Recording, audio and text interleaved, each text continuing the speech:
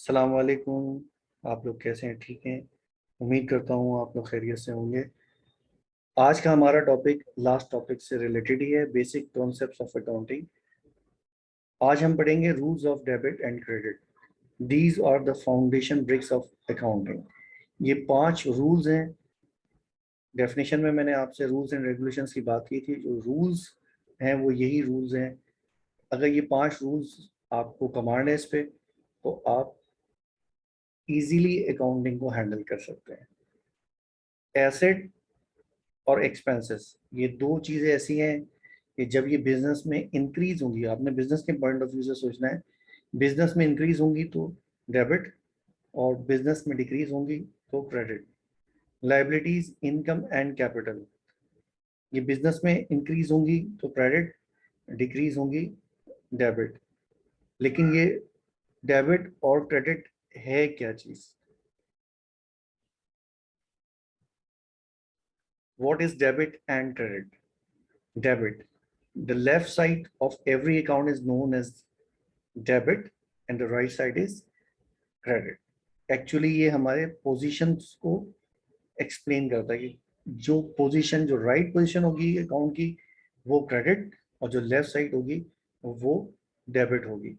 Dictionary meaning देखेंगे debit credit के, what ever in is debit and out is credit. जो भी business में इन होगा डेबिट, बिजनेस से आउट होगा क्रेडिट।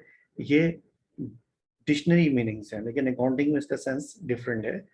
ये पोजीशन को डिफाइन करता है। किसी भी अकाउंट की जो पोजीशन है उसको डिफाइन करते हैं डेबिट और क्रेडिट। डेबिट और क्रेडिट की शॉर्ट फॉर्म क्या है?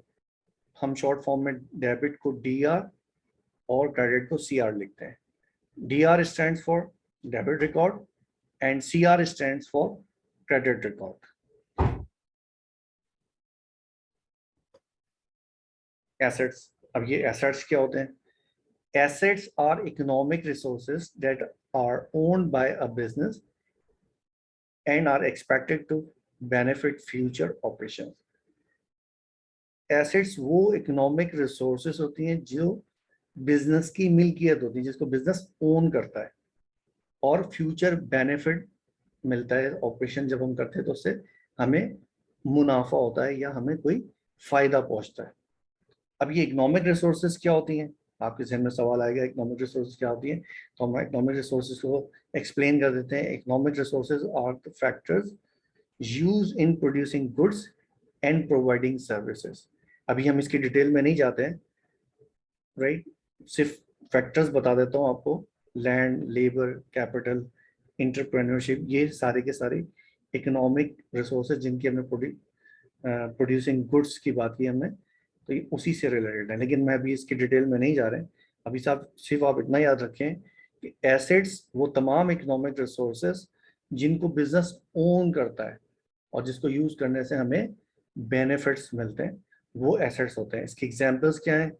Cash, account receivable, all prepaid expenses, building, land, furniture, equipments, right? Types of assets. Assets की टाइप्स क्या होती हैं? There are two types: current assets and non-current assets. You can say that fixed assets as well. Current assets that can be जिनकी life 1 साल से कम होती है, life less than 1 year, easily converted into cash, आसानी से cash में convert हो जाए। easily move from one place to another place, आसानी से एक जगह से दूसरी जगह मूव हो जाए without bearing any cost. And what is non-current assets or fixed assets?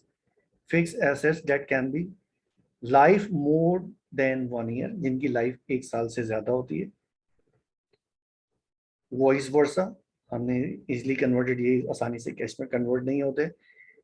And immovable, ये इमूवेबल होते हैं या मूवेबल होते हैं, तो इसको मूव करने के लिए आपको कुछ कॉस्ट बेयर करनी पड़ती है, राइट? ये आपके पास करंट और फिक्स एसेट की, ये एसेट्स की टाइप्स हो गई, करंट एंड फिक्स।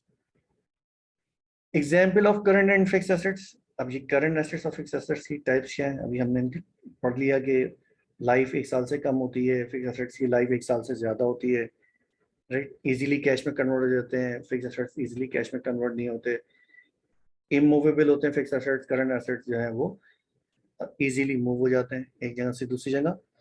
तो वो कौन से हैं current assets? Cash, prepaid expenses, account receivable, inventory, इन सब को हम डिटेल में डिस्कस करेंगे, लेकिन अभी सिर्फ इतना ही याद रखें, fix assets, building, furniture, office equipment, land. इसके बाद हमने एक पीछे पढ़ा था prepaid expenses. What is prepaid expenses? Advance payment of any expense is called prepaid. किसी भी एक्सपेंस की एडवांस पेमेंट को हम प्रीपेड कहते हैं।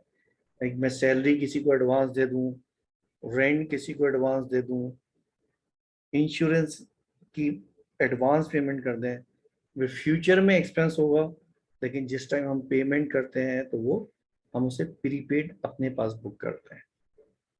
होपफुली आपके समझ में आया होगा। अभी इसके अंदर और भी टॉपिक्स रह गए, इंशाल्लाह वो नेक्स्ट लेक्चर में। Thank you so much.